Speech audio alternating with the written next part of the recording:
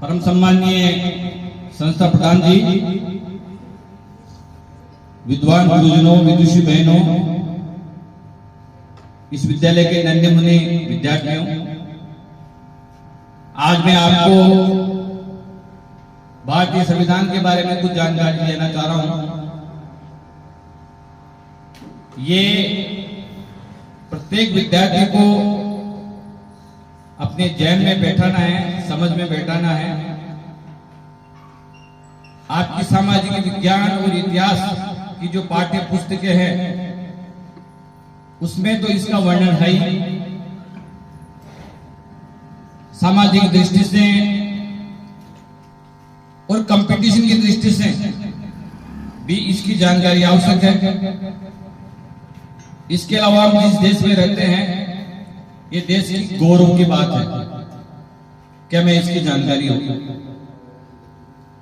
जैसा मैंने कल आपको बताया, भारत में लोकतंत्र है, गणतंत्र है। लोकतंत्र का मतलब जनता का शासन, जनता के चुने हुए प्रतिनिधि शासन चलाते हैं। सत्ता की बागडोर अप्रत्यक्ष रूप में सीधी सीधी जनता के हाथ होती है। 26 जनवरी सन 1950 को हमारे देश में गणतंत्र लागू हुआ। उस संविधान सभा द्वारा 26 दिसंबर से पहले नवंबर को ही इससे अंगीकृत कर लिया गया था 1949 को। हमारे संविधान में हमारे अधिकारों के, सभी लड़के ध्यान देंगे, इधर उधर नहीं देखेंगे, अधिकारों के प्रति, हमारे कर्तव्यों के प्रति नीति निर्देशक तत्व उसमें दिए गए हैं। दुनिया भर के जितने भी देश हैं, चाहे अमेरिका हो, कनाडा हो, जर्मनी हो, आपको पता है इन देशों में भी गणतंत्र है। आयरलैंड है। इनमें जो जो हमारे संविधान विशेषज्ञों को अच्छी लगी वो सब चीजें इस देश के संविधान में शामिल की गई है। ये विश्व का सबसे बड़ा लिखित संविधान है। संविधान प्रारूप समिति के अध्यक्ष आप सबको पता है डॉक्टर भीमराव जी अम्बेडकर रहे हैं। हमारा जो संविधान है ये संघीय व्यवस्था पर आधारित है।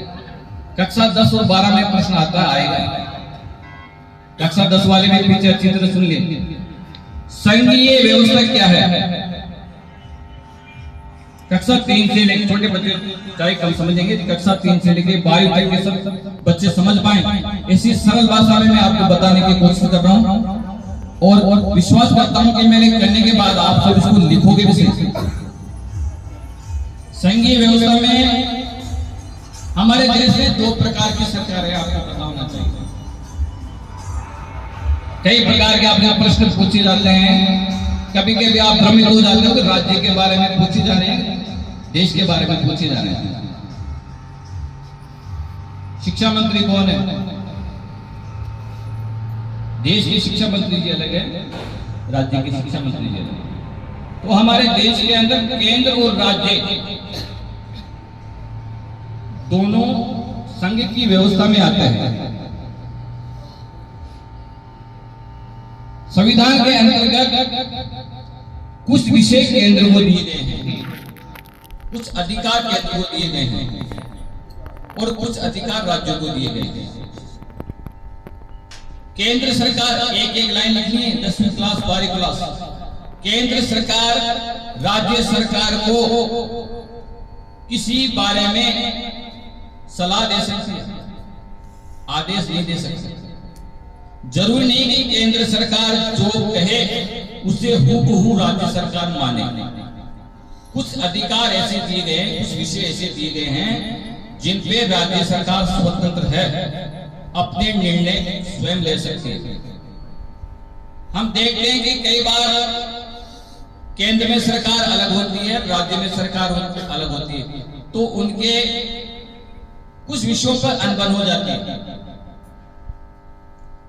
राज्य सरकार अपने हिसाब से नए नए आदेश निकालती है, नए नए नियम बनाती है। लेकिन जब एक ही प्रकार की सरकार हो या विचारों में समानता हो तो केंद्र सरकार सलाह देती है, राज्य सरकार अधिकतर उन बातों को मान लेती है। ये संघीय विषय की बात है। कुछ विषय केंद्र के अलग होते हैं।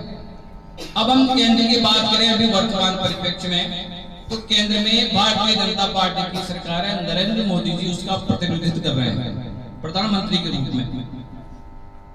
और राज्य सरकार की बात करें तो राज्य सरकार में भी भाजपा की सरकार है और श्रीमान भजनलाल शर्मा मुख्यमंत्री के रूप में उसका प्रतिनिधित्व कर रहे हैं।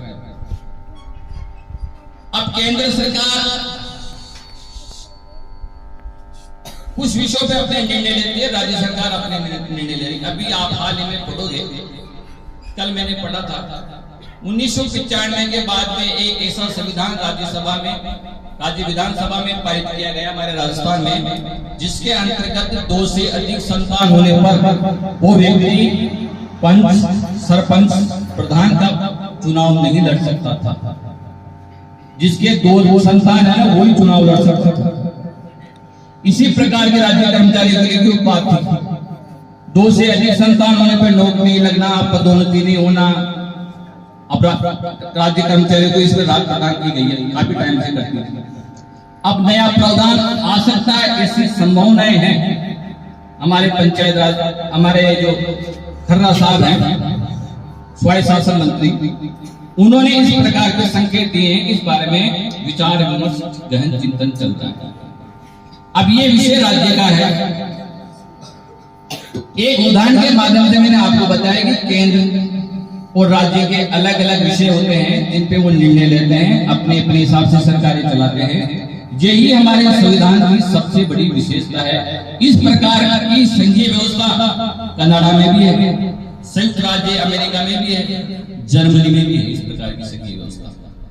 हम बात करें हमारे देश के केंद्र की, तो अभी वर्तमान में 2 प्रकार, संसद में 2 प्रकार की सभाएं चलती हैं, लोकसभा और राज्यसभा। लोकसभा के हमारे सदस्य कौन है वर्तमान में, आप बताओ मेरे को। हमारे लोकसभा के सदस्य को कहते हैं एमपी, मेंबर ऑफ पार्लियामेंट। कौन है संसद के सदस्य हमारे टोंक सवाई माधोपुर क्षेत्र से, पता है आपको? जो पहले हमारे एमएलए भी थे, एमएलए भी रहे हैं और हमारे सांसद भी थे, लेकिन एक व्यक्ति एक पद में रह सकता है, इसलिए उनको एमएलए पद से त्याग पत्र देना पड़ा और फिर नए चुनाव हुए। बताओ कौन है वो हमारे सांसद? हमारे सांसद साहब कौन है, एमपी कौन है, नाम बताएगा आपको? श्री हरि सिंह मीणा। ये दिल्ली की लोकसभा में बैठते। इस प्रकार के 543 संसद के सदस्य हैं, लोकसभा में बैठते हैं। पूरे देश के अलग अलग राज्यों से, अलग अलग कोने से वो आते हैं और संसद को चलाते हैं। इसी प्रकार राज्यसभा में 250 तक सदस्य हो सकते हैं।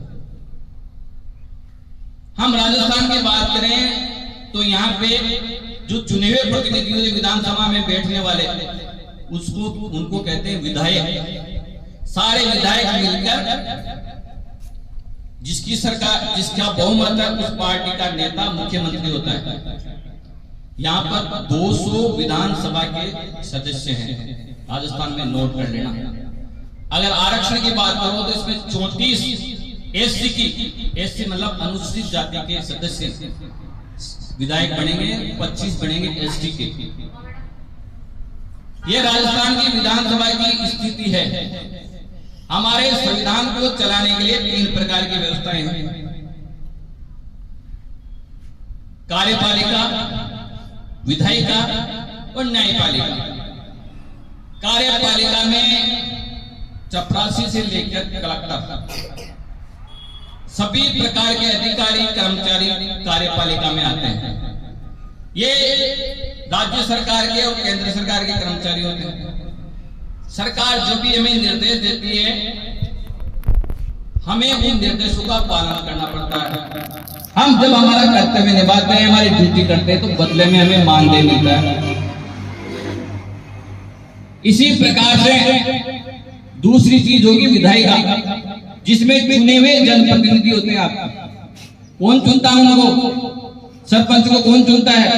मेंबर साहब को कौन चुनते हैं? प्रधान साहब कैसे बनते हैं? विधायक साहब कैसे बनते हैं? सांसद कैसे बनते हैं?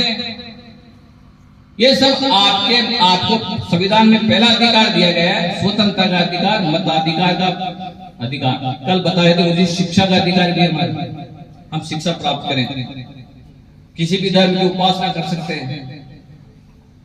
तो इस प्रकार से हमें कई प्रकार के अधिकार दिए गए हैं, हमें कर्तव्य दिए गए हैं, जिनका हमें पालन करना पड़ता है।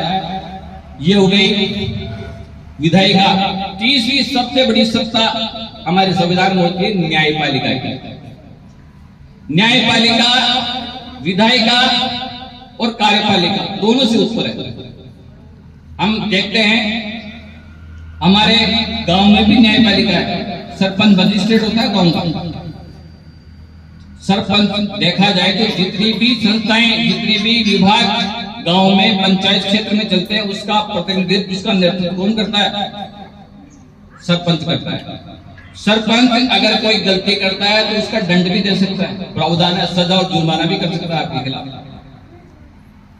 इसी प्रकार से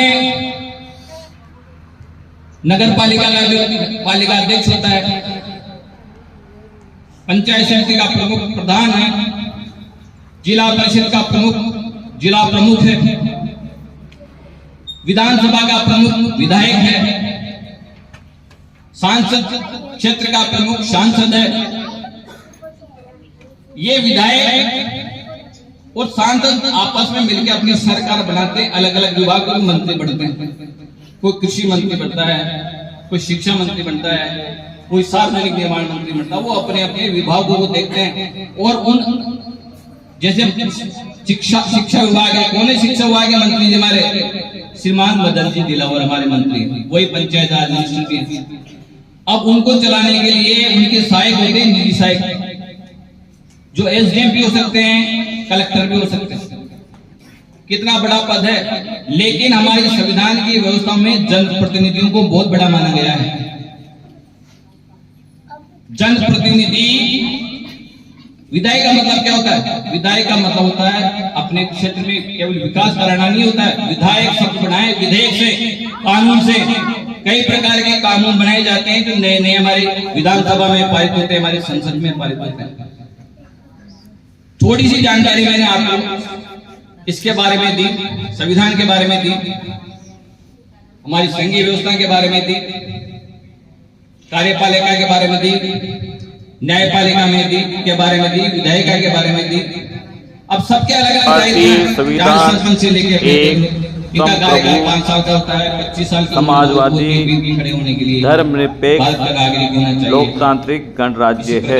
केस अधिक उसमें लिप्त नहीं होना चाहिए, अपराध के अंदर वो बहुत सारी ऐसी प्रक्रियाएं हैं। 5 साल के बाद में पुनः चुनाव होते हैं। अब पंचायत के चुनाव आने वाले हैं वापस, और हमारी सरकार को, राज्य सरकार को लगभग 2-2.5 साल हो गए। फिर विधानसभा के चुनाव आ जाएंगे।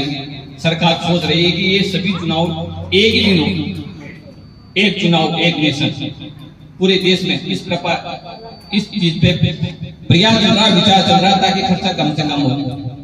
तो आप सबको जहां जहां भी सरपंच का प्रश्न भी आ सकता है, ग्राम पंचायतों के कार्य क्या है, जो बड़ा क्षेत्र है, गांव से बड़ा हुआ नगर पालिका होती है, उससे भी बड़े में नगर निगम होती है, बड़े बड़े शहरों। इसी प्रकार पंचायत स्तर पर पंचायत समितियां होती है, वो सारे ग्राम पंचायतों का नेतृत्व करती है। इन ग्राम पंचायतों का नेतृत्व जिला परिषद करती है। पूरी जिले की ग्राम पंचायतें, पंचायत समितियां उनके अंडर में होती है, जिला प्रमुख उसको देखता है। प्रशासनिक दृष्टि से देखें तो जिला का मालिक जिला कलेक्टर है। सारे विभाग, सारे अधिकारी, सारे कर्मचारी सब उनके अंडर में काम करते हैं। कई प्रकार के उनकी शक्तियां दी गई है। जैसे बरसात हो जाती है, जिला कलेक्टर की तरफ से भारी बारिश के कारण कक्षा 1 से लेकर 12 तक के बच्चों को अवकाश रहेगा, आज नहीं है। तो मैंने थोड़ी सी 10-5 मिनट ये जानकारी दी है, और विस्तृत है। जहां कहीं भी अपने पाठ्य पुस्तक में, समाचार पत्रों में, मोबाइल में जहां कहीं भी अपने बड़ों से आपको ये जानकारी मिले, मैं विश्वास करता हूं कि प्रत्येक विद्यार्थी मुझे भी दिखा सकता है, अपने कक्षा अध्यापकों को भी दिखा सकता है। कम से कम 10वीं 12वीं वाले विद्यार्थी आज मेरे पीरियड में इसी प्रश्न को लिखेंगे, पढ़ेंगे।